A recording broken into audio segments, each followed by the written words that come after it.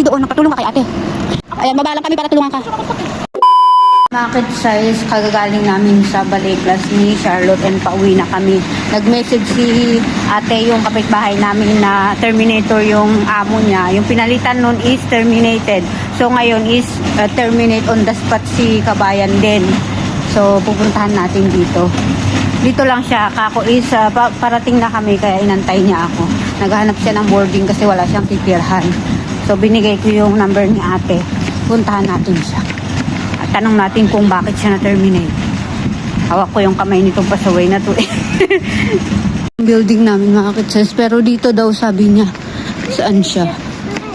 Ay, ayun pala siya na-terminate. Yun nga yung gamit niya. Ang dami niyang gamit. Ay, papunta natin doon. Ala. Wala siyang sakbag. Wait lang.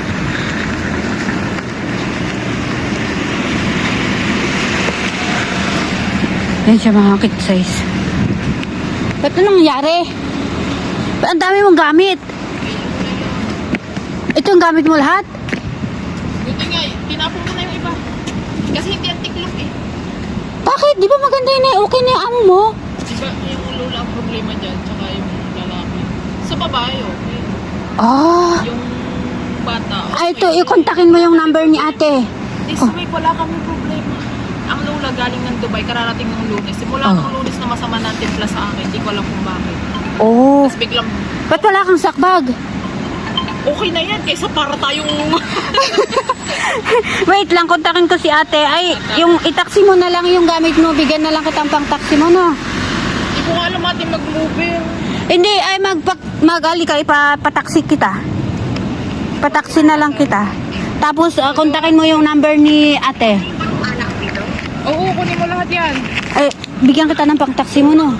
Tapos pang kain mo. Thank you, ate. Thank you. Alika, ipataksi kita. Muna namin dyan and then patawag kami ng taxi doon kay ate sa receptionist. Ito yung mga kasama ko.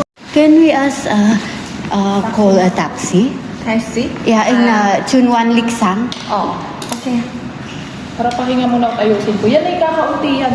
Hindi pa yung tiklop eh. Nalaba ko kagabi. Oh. Eh di, andyan yan. Tinanggal ko na lang sa hangin. 2 oras lang sabi. Oh. Antayin mo na lang, no? Ay, pupunta na kami. Taas. Nakuha ko lang ng mga letter copy. Okay naman. Lahat yung kinuha mo. Tignan mo naman, walang nilagay. Oh. Basta satisfaction. Pero okay naman na yung bayad sa'yo. Okay naman. Oh. Kaya sabi ko, okay, walang problema. Oh, sige, sige. Tapos ang maganda sa kanila, binook nila yung ticket ko pagkatapos ng 14 days ko dito. Oh. Mabait pa rin. Okay. Talaga. Kasi yung babae mabait. Kasi Charlotte, ako, pinabot. Ingat ka na lang, ha? Oh, sige, sige. Bye-bye. 14 days, Oh. Oo, oo, oo. Sige. Ingat ka, ha? Tawagan mo yung number. Hello. Siya. Umaba lang kami at tulungan siya. Iniwan lang namin yung gamit namin dun sa bahay ni Amo. And then, tulungan namin siya. Ayan, baba lang kami para tulungan ka. Eh, ako na yung bahala mag-ano sa kanya. Lagay natin to sa taas. Oo, oo. Bigay mo lang yung papel o sabihin mong liksang. Dito di ba? Pataas dito. Hanap ka pa rin ng amo mo. Oo naman. 14 days naman yung ano. Oo. Maraming ano doon. Buti namot yun lang nilagay sa letter. Oo. Maraming agency doon. Magpatulong ka kay ate. Tumulong ba ako dito or? This one.